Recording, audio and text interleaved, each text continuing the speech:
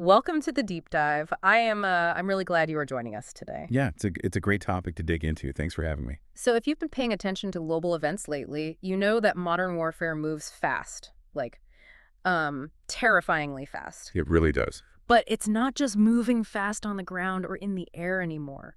The speed at which a physical conflict explodes into the digital ether is, well, it's staggering. Completely staring. And that is exactly what we are looking at today. We're pulling from a highly detailed, brand new threat advisory from Radware. Right. It's titled Retaliatory Hacktivist DDoS Activity Following Operation Epic Fury/Roaring Lion. And it was just published on March 3, 2026. It is a phenomenal piece of intelligence, honestly. The mission for us today is to unpack how a massive real-world military escalation in the Middle East instantly triggered a highly coordinated global cyber offensive. Which is wild. It is. We want to look at the mechanics of this and, more importantly, what this means for digital infrastructure everywhere. Yeah. Because the true insight of this report isn't just that hackers attacked, it's that geopolitical cyber retaliation is now a highly predictable, standardized supply chain. Which is a lot to process.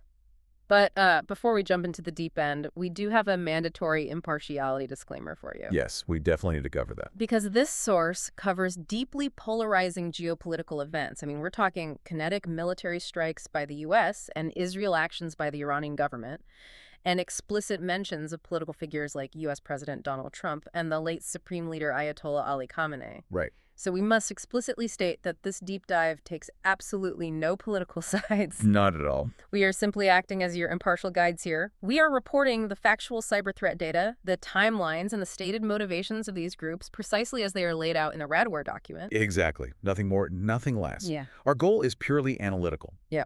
We want to help you understand how physical warfare translates into digital mobilization. And we're basing that entirely on the data provided in our source material. Okay, let's unpack this by briefly setting the stage. Good idea. The Radware report gives us a really clear timeline leading up to late February 2026. Basically, U.S. and Iran nuclear negotiations had completely collapsed. That is a total breakdown. And there was intense internal instability in Iran. Plus, the U.S. had built up a massive military presence in the region. Setting the stage for what happened next. Exactly. Then, on February 27, U.S. President Donald Trump authorizes what the U.S. calls Operation Epic Fury, which Israel refers to as Operation Roaring Lion. And that's when things escalate physically. Right, because the next morning at 6:30 a.m. UTC, a massive preemptive U.S. and Israeli assault struck Iran. We're talking over 100 U.S. aircraft Tomahawk missiles, 200 Israeli jets. It was a massive wave. Yeah, targeting nuclear sites, command nodes, and even the Supreme Leader's residence. And Iran immediately countered with ballistic missiles aimed at Israel and U.S. bases. The physical kinetic fallout was immediate. It was. Within 48 hours, the Supreme Leader was confirmed dead, thousands of targets were hit, and the conflict expanded across 9 countries. If we connect this to the bigger picture, in the modern era of physical conflict, what military folks call kinetic warfare, it doesn't happen in a vacuum anymore. Right. A kinetic catalyst, meaning dropping real bombs or firing real missiles, creates an instantaneous shockwave online. It's an immediate trigger. Exactly. We used to think of cyber warfare as something that happened in the shadows before a war started. Like spycraft. Yeah, like spycraft. But now it runs parallel. And the data from Radware captures exactly how fast that pivot from physical to cyber actually happens. I am so glad you brought up the speed, because there is an incredible statistic in this source. 9 hours? Yes, 9 hours. It took 9 hours from the very first physical strikes for hacktivist groups to mobilize and start launching retaliatory attacks. It's mind-blowing. It feels like watching someone kick a global hornet's nest, and the swarm immediately knows exactly who to sting. The hornet's nest is chaotic. The scary part about the data here is that this wasn't chaotic at all. Really? Yeah, it's more like a highly trained private militia that was just waiting for the starting gun. Within those 9 hours, they were launching highly coordinated distributed denial of service, or DDoS, attacks. Let's pause right there for a second. For anyone listening who isn't a cybersecurity engineer, how should they visualize a DDoS attack? Think of a DDoS attack like a million fake customers crowding into a physical storefront all at exactly the same time. Okay. They aren't there to buy anything. They're just standing in the doorway, jamming the aisles, and overwhelming the cash registers so that the real customers can't get in. Just totally blocking the business. Exactly. Only in this case, the storefront is a national bank. a hospital system, or a government communications portal. Wow. The attackers use networks of hijacked computers called botnets to flood a target's servers with so much junk internet traffic that the entire system just crashes under the weight. That is a perfect way to picture it. And the timeline of who started crowding these digital storefronts is fascinating. It really tells a story. So the kinetic strikes hit at dawn on Saturday, February 28th. By mid-afternoon, the first digital attack is claimed by a group called Hydernex, targeting Israel's Bezek Telecom. Right, the very first one. I saw them mentioned in the report, but who exactly are they and why were they the first ones out of the gate? Hydernex is a pro-Palestinian, Tunisian-based group. And their speed really points to how these ideological networks operate. Because they're already set up. Exactly. They don't need to wait for official government orders. They saw the news of the strikes, spun up their existing botnet infrastructure, and immediately targeted a critical piece of Israeli civilian infrastructure. Just like that. Just like that. They're part of a decentralized web of activists who are constantly primed for action. And they clearly weren't the only ones primed. Not at all. Just an hour or so later, a group called Dinet enters the fray. But looking at the timeline, they didn't even go after Israel. Right, they pivoted.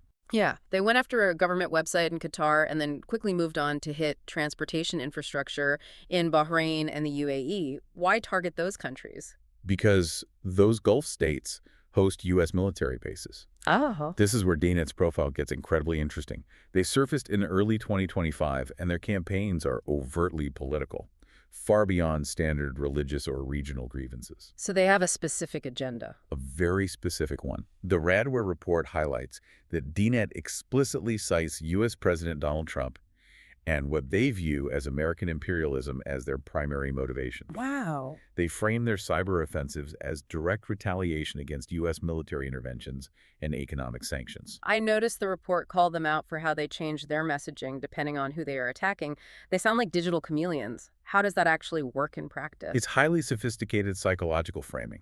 When DNet attacks an Israeli target, their public claims are filled with specific anti-Zionist language to rally regional support. Makes sense for that region. Right. But when they pivot to hit banking systems in Iraq, they suddenly align their messaging with Shiite militant factions. Okay, so they adapt. They totally adapt. And then when they eventually target European infrastructure, all the religious and regional rhetoric drops away entirely. Really? What do they sound like then? Suddenly they sound like anti-globalization anarchists protesting Western power structures. That's crazy. It is. They tailor their ideological justification to whatever will cause the most social friction in the target country. It's like they have a marketing department alongside their hackers. They essentially do. So the Middle East is already burning digitally by Saturday night, but this didn't stay regional, did it? No. It expanded fast. I noticed the report mentioned a sudden shift on Sunday and Monday as new players joined the alliance. The expansion is where the threat model fundamentally changes. How so? Well, on Sunday, March 1st, you see groups like the Conqueror's Electronic Army jumping in to hit Israel's financial sector, specifically targeting an AI platform used by investment managers. Which is incredibly specific. Yeah. It's very specific. Then you get the Silit gang. They are a Bengali-speaking group thousands of miles away who decided to attack the Saudi Arabian Ministry of Home Affairs. And the Silit gang's involvement highlights a really wild geopolitical quirk in this report. Oh yeah, the diplomatic angle. They actually publicly rejected the official stance of their own government right. They did. The Bangladeshi Foreign Ministry issued a statement condemning Iran. Okay. But the Silit gang, who are based in that region, openly rejected their own government's diplomatic stance and continued attacking on behalf of the pro-Iranian alliance. That is wild. It really highlights a key reality of modern hacktivism that you have to understand. Ideological loyalty now easily overrides domestic loyalty. The passport doesn't matter anymore. Exactly. These groups are activists first, citizens second. The internet has flattened geography so much that an activist in South Asia feels more allegiance to a militant faction in the Middle East than to their own State Department. That completely upends how we traditionally think about borders and warfare. It absolutely does. And it gets even more complicated by Monday, March 2, because no name 05716 enters the chat. A huge turning point. For those who aren't familiar, this is a highly active, heavily resourced pro-Russian group. They officially join the pro-Iranian and pro-Palestinian alliance and start hammering Israeli targets. This is a critical pivot point for the global security landscape. Why is that the tipping point? because you go from regional hacktivists responding to a regional conflict to a major Russia-aligned threat actor jumping into the fray. Ah, I see. It proves that these decentralized ideological alliances are actively sharing targets and resources across entirely different geopolitical spheres. Let's look at the raw damage they caused in the Middle East between February 28 and March 2, because the Radware data drop here is just The revealing. numbers are staggering. In just those 3 days, there were over 100 claimed attacks against dozens of organizations across 8 different countries in the region. Yep. But it wasn't an even playing field at all. I was shocked by how concentrated the attacks were. What's fascinating here is how lopsided the threat landscape actually was. In cybersecurity, we often talk about the 80-20 rule, where a small number of actors do the vast majority of the damage. Right. In this case, it was even more extreme. Just 2 groups did the heavy lifting for the entire region. Just 2. Yeah. A group called Chemis Plus drove over a third of the attacks, and Dynet drove nearly another third. Almost 70% of all activity driven by just 2 groups. That is insane. It's highly efficient. And Chemis Plus really caught my eye because the report describes them as a hybrid cybercrime group with origins in Algeria. Yes, the hybrid model. What does that actually mean? How is a hybrid group different from a regular hacktivist collective? It's the difference between a street gang and a cartel. Oh, wow. A traditional hacktivist group might rely on volunteers running basic scripts from their basements, Sure. but a hybrid cybercrime group like Chemis Plus blends ideological zeal with commercial enterprise-grade criminal infrastructure. So they're usually in it for the money. Exactly. They are normally in the business of making money, perhaps through ransomware or selling stolen data on the dark web. Okay. That means they have access to massive, sophisticated botnets and zero-day exploits. So when a group like that experiences a political awakening and points their money-making infrastructure at a geopolitical target, the volume and intensity of the attacks spike dramatically. So you aren't just facing angry activists anymore. No, you are facing a well-funded criminal enterprise. That is a terrifying combination. It's really terrifying. And they weren't just spraying these attacks randomly across the internet. According to Radware, over half of all attacks in the Middle East were directed specifically at government institutions. A very deliberate choice. That was followed by finance and telecom.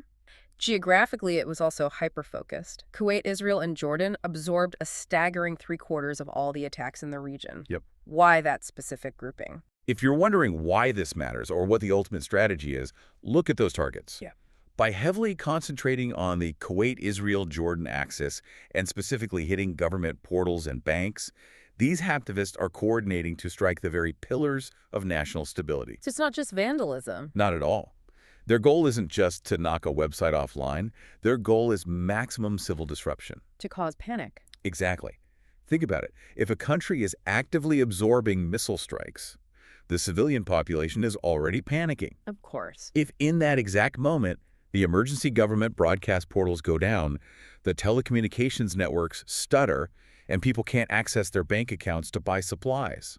It's chaos. Total chaos. You amplify the physical terror with digital isolation. It is pure psychological warfare. That makes total sense. They are trying to induce a sense of complete societal breakdown. Precisely. Now, meanwhile, in Europe, the theater looked entirely different during this exact same 3-day window. A totally different landscape. While the Middle East had this chaotic mix of Chemis Plus, Dynet, the Silit Gang, and others, Europe was practically a monopoly. It was completely dominated by that pro-Russian group we mentioned earlier, NoNIM 05716.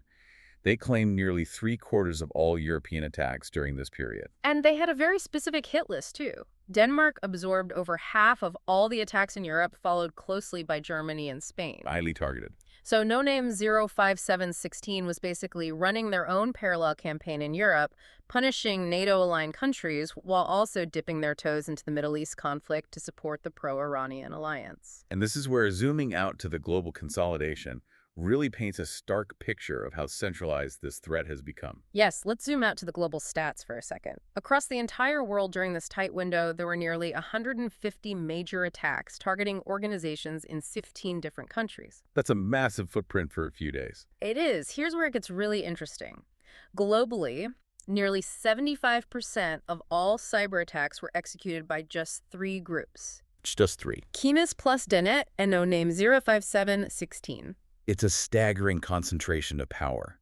The report notes that 12 different threat groups participated globally, but those top three controlled three-quarters of the entire digital battlefield. The big three basically ran the show. Absolutely. In terms of where the aggression landed, the Middle East absorbed the vast majority of it, with Europe taking a distant second. And the rest of the world. North America and Asia saw significantly lower activity during this specific initial window. Okay. But that concentration of power means that if you are defending a network, you largely know exactly who the heavy hitters are going to be. So we've thrown a lot of data, a lot of timelines, and a lot of threat dynamics at you. It's a heavy report. It is. Let's bring this directly back to you, the listener. You might be listening to this on your commute or prepping for a board meeting, or maybe you run a mid-sized logistics company. Right. How does this apply to you? Exactly. Why does a highly concentrated 9-hour mobilization halfway across the world matter to your day-to-day operations? It matters because of the predictability and the supply chain of these attacks. Oh, so. Well, you might be thinking, I run a logistics firm in the Midwest. Why do I care about a Russian hacktivist group or an Algerian cybercrime syndicate? That's what I would be thinking. Naturally. But this Radware advisory makes it clear. The infrastructure of these attacks is fully built. The alliances are fluid, and the targets are expanding rapidly. So distance doesn't protect you. Not at all. Let's say your logistics company relies on a regional banking portal for processing payroll, or a cloud-based routing software that has servers in Europe. Okay. If a group like NoName 05716 decides that the European server farm your software uses is a legitimate target for disrupting Western commerce, your routing software goes offline. Instantly. Yes.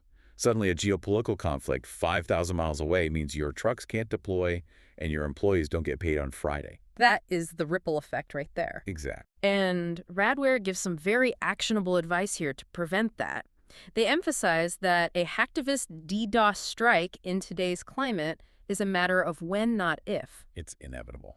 We saw government and finance taking the brunt of the hits in this report, but Radware explicitly notes that no industry is immune. None. Manufacturing, transportation, consumer services, hospitality, they all caught stray bullets, so to speak, during this window. The core takeaway for your own professional life is the absolute necessity of proactive hardening. What does that look like in practice? Where you cannot wait for the fire to break out to go buy a fire extinguisher. Great analogy. If a hybrid group like Chemis Plus decides your sector is next relying on reactive measures, like trying to manually block IP addresses while under attack, it will almost certainly result in your systems going down. It's too late by then. Way too late.